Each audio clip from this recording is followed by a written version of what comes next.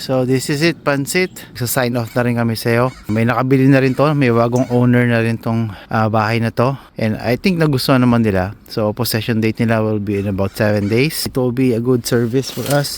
So hindi na kami babalik dito sa street na to.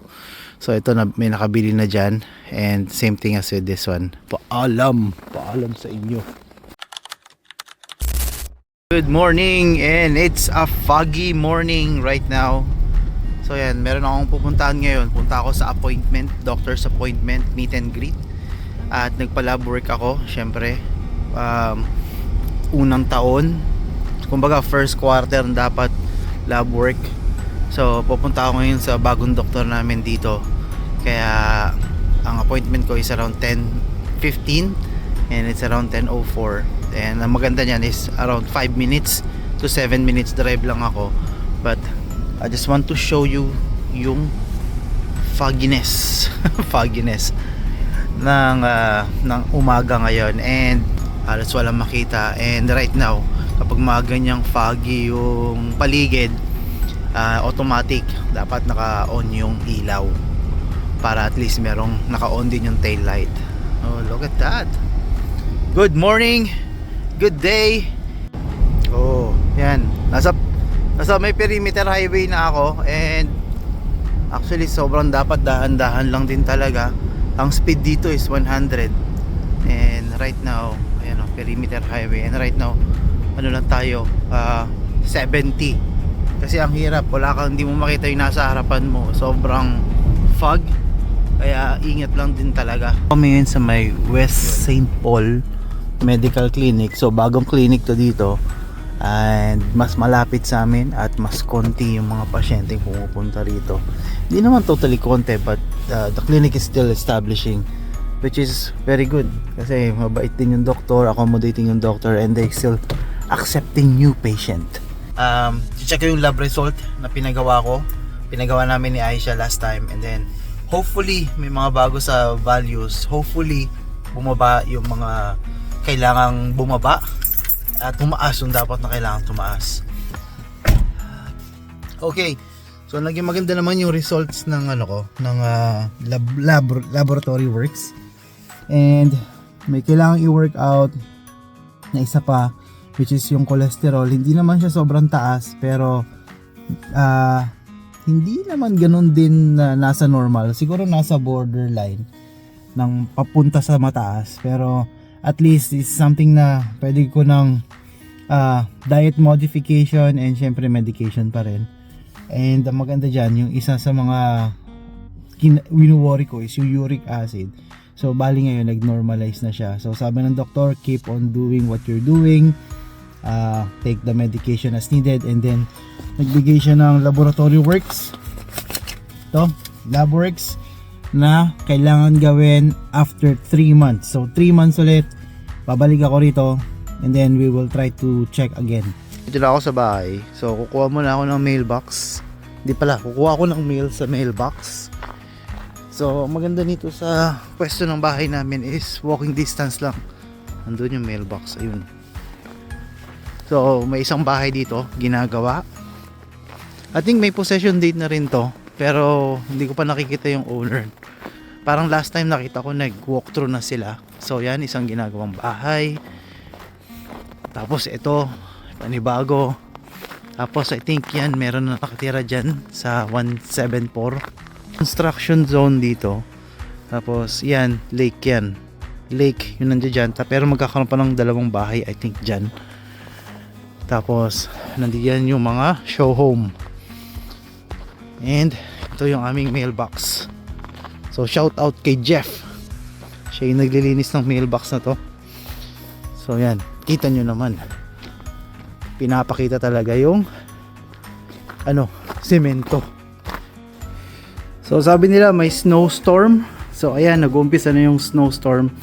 So nag-aantay kami ni Arya ng school bus niya na pumunta dyan. And right now, I think may snowstorm na coming. Ayan nag-uumpisa na yung yung hangin. So yan, kaka-clear ko lang ng driveway namin ngayon, mag-snowstorm ulit, diba? Ganyan.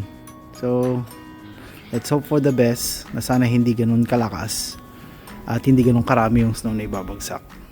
So bali ngayon, maglilinis na ulit ako ng driveway. Kung dati yung sidewalk, back lane yung nililinis at clear natin yung snow.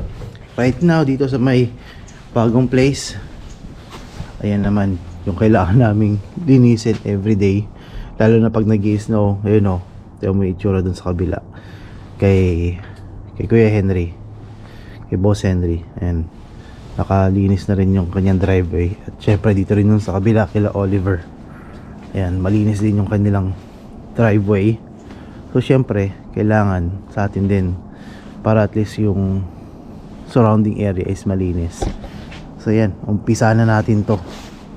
We're going to be late. Come on, come on. Mommy, love you. Kating ko. Ika, let's go, let's go.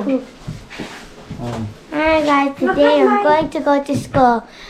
Not the first time. Not the first time. This Let's go is the na. worst thing. Goodbye, Mommy, love you. Bye-bye, bye-bye. Alright.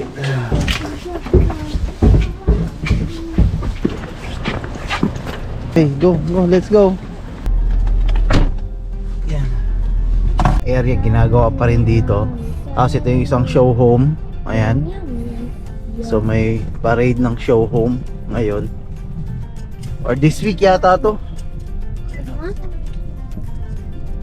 Minsan pag titripan namin ni Aisha, pupunta kami pag nag-open house yung mga yan. Papasok kami para magkaroon ka ng mga idea kung ano yung mga bahay na pinagagawa nila. So bali iba't ibang mga contractor or builder yung mga nandiyan. Showcase sila ng mga binibenta nila rito sa area. So itong dalawang bahay na nandito na sold na yan. Yan. So inaantay na lang siguro yung possession date nila. So kagabi rin nag-snow. Kaya nag-shovel na rin kami kagabi. Tapos ngayon ng umaga, blinover ko na lang kasi manipis na yung snow na dumapo. So yan. So wala pa, wala masyado talaga mga bahay. Siguro sa mga susunod na buwan or this year, magsusulputan na yung mga bahay na yan. Para kami nasa kawalan. Here goes the bus. There goes the bus, look.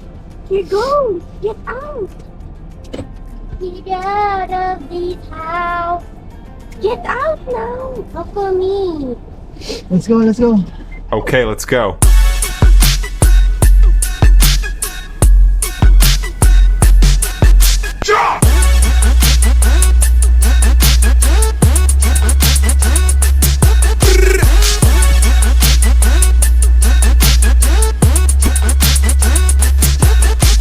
May mga Pilipino rin na naghahatid sa kanilang mga kids. Lalo na si Oliver nandito rin. Kanina magkasama kami.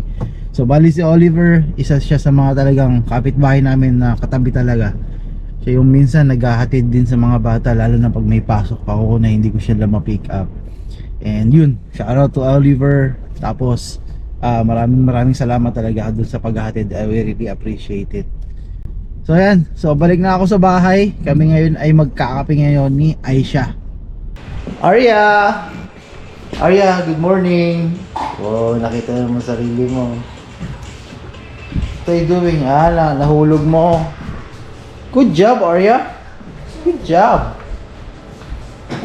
Okay, so ayun tingnan mo, may panibago na naman silang binibuild doon na bahay. May bagong buhos na naman. And ito pa rin as of February. Pag March na next week.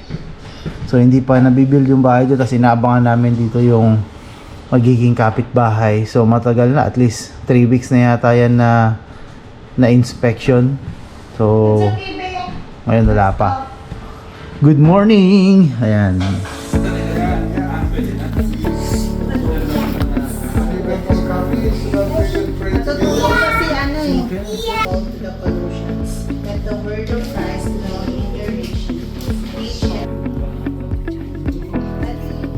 We may ask this through Christ our Lord. Amen.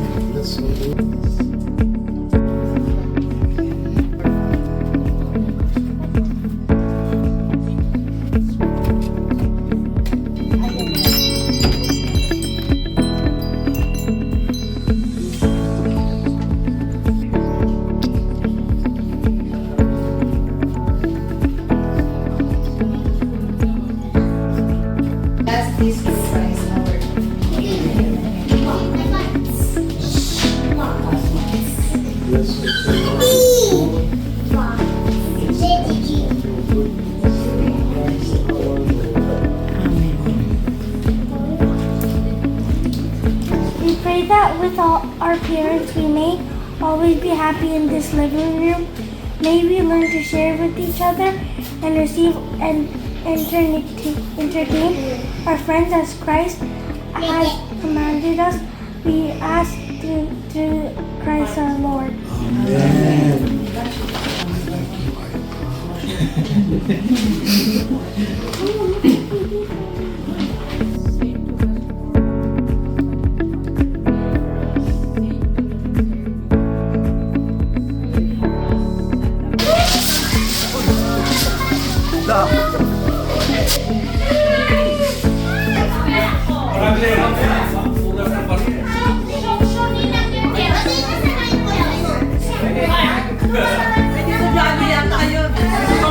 Kay Goldie. Tapos magamit pa kay Jude.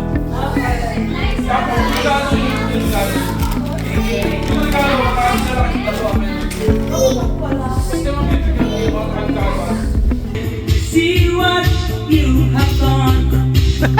Let me know what happens here tonight. That fire is dangerous. Let me what happens here tonight. Hey, hey, guy, tell out you. Hey, hey, guy, oh yeah. Hey, hey, guy, any longer.